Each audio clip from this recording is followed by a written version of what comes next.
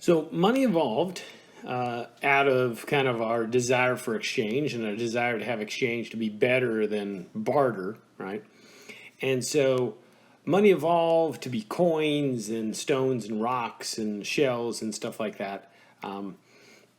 But there's really three fundamental purposes or fundamental things that money serve, okay? That money serves. And we call these the properties of money, okay? So money serves as a medium of exchange, this is our first one. It serves as a store of value.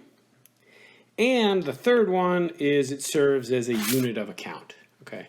So these are the three properties of money, okay? And that's why when money has to have these three properties, basically, to be a useful type of money, right? Which is why Bitcoin, by this definition, is money, right? It is used as a medium of exchange. People use it in buying and selling goods, right? It is used as a store of value. Clearly, people are speculating to try to have Bitcoin be worth more or less in the future, right? And lastly, unit of account. This is basically how we price things. And clearly, some things are sold in Bitcoin, so it's used as a unit of account, right?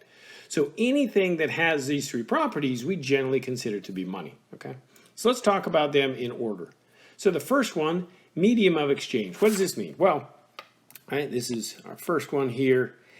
This means it is used in exchange, right? Medium of exchange means when I go to the store to buy groceries, I don't give them my bicycle, right? I give them money. So that is the medium of exchange. That is for me to engage in exchange, I use money in that exchange, okay?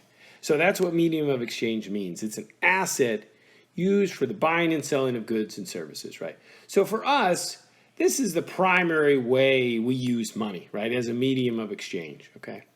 And the reason why money is used this way is because, as we've talked about in the previous video, is that money reduces the transaction costs of exchange, right?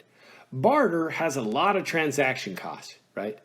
If you don't have what I want, I got to go find a third party that basically completes our trade for us to exchange. And that has high transaction costs, right? That's costly to do, right?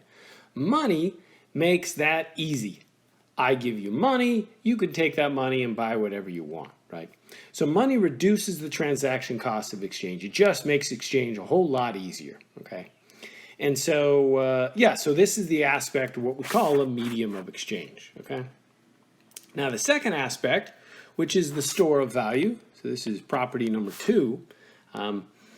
Money allows each of us to transmit value over time, right? So I work each and every day, tirelessly, of course, as a professor, right? And I get paid for doing that, right? When I get paid, I don't have to turn around and spend that money right away, right? In fact, I do a pretty good job of saving a fair amount of it, right? Money allows me to use my labor to earn something of value and then to spend that value sometime in the future, right?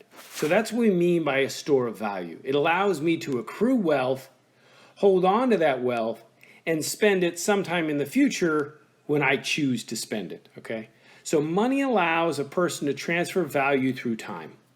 I can work today, earn money, and then spend, the fruit of my labor a year from now, 2 years from now, or 40 years from now, 50 years from now in my retirement, right? So that's what we mean by a store of value, right? It allows me to basically use that value over time when I choose to, okay? Now, this is where a lack of inflation or a stable money becomes really important, right? Because if you have massive inflation, this is what happened in Germany in the 1930s, right? And this is what happened in Zimbabwe back in the 1990s and the early 2000s, right? If you have inflation or something that basically makes the value of money change drastically over time, you kill this aspect of money, which is why inflation is so detrimental to an economy, which is why Venezuela's economy today has been in shambles. There's massive hyperinflation, right? That is, if we think about this, right, money basically is a way better way to engage in exchange than barter. But when you engage in hyperinflation, that is when you destroy the value of money, you destroy the principal property of money as a store of value, which means you destroy your currency. And you basically make it so it's as if your economy goes back to a barter economy, right? This is why inflation is so catastrophic. This is why it destabilized Germany in the 1930s, destabilized Zimbabwe, has impoverished Venezuela, right? Because inflation directly erodes this second aspect of money. That is the store of value, okay? So an example here is kind of the one I already talked about, right? I work, and I get, that's supposed to be a O, not work, that's work. I work, get paid, and then I can spend that value from my labor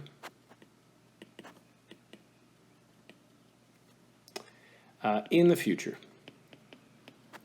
Right? So that's money serving as a store of value, right? So the first one is money as a medium of exchange. When I spend that money, when I buy something, that's medium of exchange.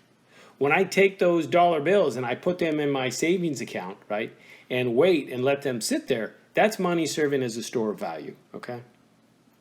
All right, let's talk about the last property of money, or the third aspect, which is unit of account. And this is the one that seems a little weird. The book will sometimes say this is money serving as like a ruler, okay? As a measuring stick, okay? So when we say money serves as a unit of account, it's a way to measure and compare the value of goods and services that we are considering buying out there, right? And so what I mean by this is that if I want to go buy something, and let's just assume I go to the store and there is a fancy car being sold there, and then there is a dozen eggs. Again, no store sells both cars and eggs, but let's just pretend, okay? Well, the car might cost $20,000 and the eggs cost, $3, right? So that's money serving as a unit of account. I can compare the value of these two things and say, well, the car really costs a lot more than eggs. So maybe I'll just get eggs this time instead of the car, right? I'm using money to compare different goods amongst each other so I can make a decision and make a purchase, right? And so unit of account is basically like comparing the prices in order to help us make decisions. So that's how money serves as a unit of account.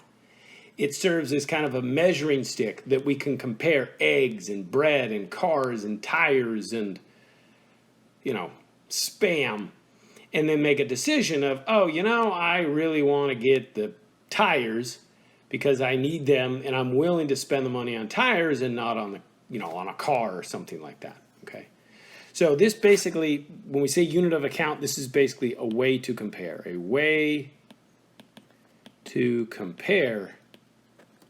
goods. Okay. All right.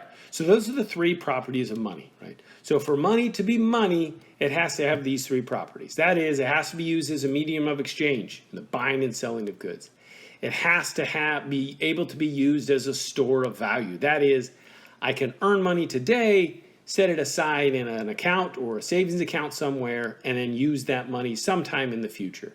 And lastly, it has to be something that is a unit of account. That is, when I go into the store and I compare prices, that's the third aspect of money. You have to be able to compare different goods in that currency, okay? All right, so those are the three properties of money. The next video, we will dive into how we measure modern money today.